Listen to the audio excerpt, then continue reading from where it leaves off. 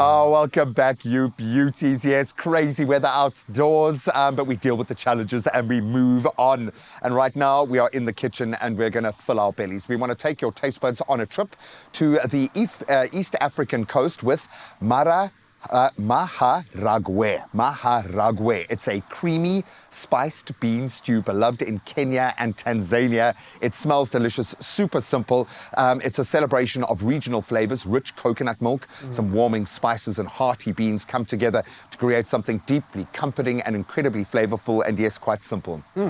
Quite simple. Maps Maponyane is here to relive some of his African adventure. And it does start with the food. How important is it delving into the cuisine when you get to a place? So I think for me, that's probably one of the main things, is just to immediately immerse yourself in the local cuisine, go to the street markets and just pick up some great bites. You know, obviously, make sure that you are comfortable with where you're getting it from, but also don't be too conservative. Don't be shy. Just dig right in. For me, street food is vital. It's the best. I mean, vital. Wherever I go, anywhere in the world, not just on the continent, but it's important that you try it. I love it. So we are taking you to a part of the world where the flavors are strong, and I like the coconut element here. So we've got some coconut spice, which I've never cooked with. Can you pass that over? We're going to just, well, you can just toss it right in. Yeah, go for it. All of it? Yeah, I like your spice bay kind of approach. You know. And when I've been taught when I cook a curry to really infuse the oil with the flavor of the spices. And when they say toast off the spices, I love the idea of kind of getting that flavor everywhere, because the oil is going to permeate the whole dish. Absolutely. You know, so that for me, and this is certainly packing a punch, then I reckon we can pop in our beans, yeah? There we go. Pop in the beans. I'm going to throw it all in. You got to add a little bit of flair to each of it. Exactly, for the gram. It's amazing how certain smells can bring you back to a certain place as well. For sure. And I mean, this is just so indicative of a lot of East African travel, but African travel as a whole, but especially out in the East, I just really love their spices. And strong, beautiful flavors, and we love it. And we will temper it with a little bit of coconut, but now we're going in with our tomato. And you can just pour it all in. We have gone with our chopped, peeled tomatoes. You can do 4 whole tomatoes. It is up to you. And we're going to let that guy cook down. Let's take you to a nice low heat. And then as this starts to all fuse and just become more beautiful and a little bit more watery with the tomato. Is this something that you'd normally make at home?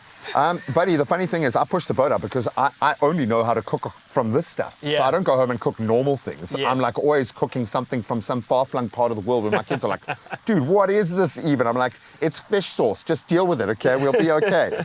But I've learned very quickly that the best stories of a place you find through the food narrative. You go to a place like Boerkaap. You've got cuisine that exists in a 5-block radius that exists nowhere else in the world. Yeah, absolutely. How privileged to sit with a family who have, for 4 generations, they've got a plantation behind their house that has been going for 4 generations. You're able to dip into that. That for me, you know, when we go to a place, the first thing I want to connect with is a gogo, a mama that cooks, and get the heart and soul. But also just the stories that happen around the food and just how far back, as you mentioned, that they go, and how it just tells the story of the place, the locale that you're in, and their passion around it. And I think Africa boasts some of the best food in the world, like this continent. And I mean, we're in a place where we're known for the food now around the world, you know, being in Cape Town. Completely. And I found, I was doing a trip in Barcelona recently, and I think we went to, obviously, a Michelin star restaurant. We went to 3 of the best restaurants in Europe, I think.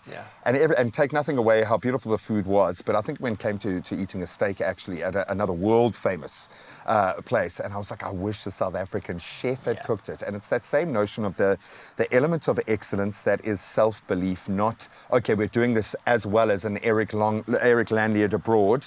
We are doing it best for ourselves. Yeah, I think to be fair, we become self-proclaimed food critics when you're South African and you eat anywhere else. That you're told this is really good, and then you go, okay. Yeah, I mean, have you tasted South African food? Exactly.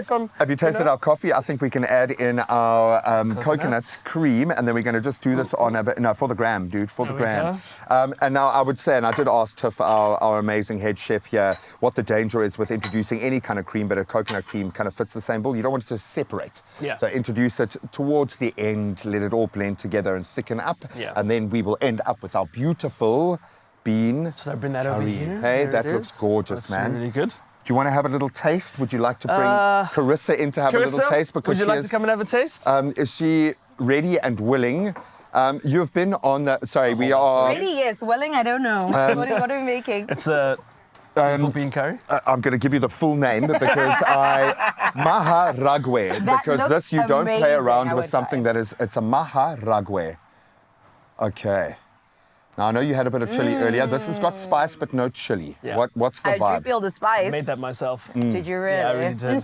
You got your early... That is fantastic. I really like it. It's tomato based. There is tomato base, and it's got a beautiful It's so good. coconut infusion there. Go for it, dude. You've earned the right. I find on days when I'm fasting, I've got to live vicariously through my... I mean, You said I'm so good. They're in love. They're in love. It must be, okay. Oh, buddy, I love the fact that you get to do this and we get to live through you in that sense. Carissa, thank you so much for being my human Thank you shield. so much. That's so kind of you. I think I'm with me.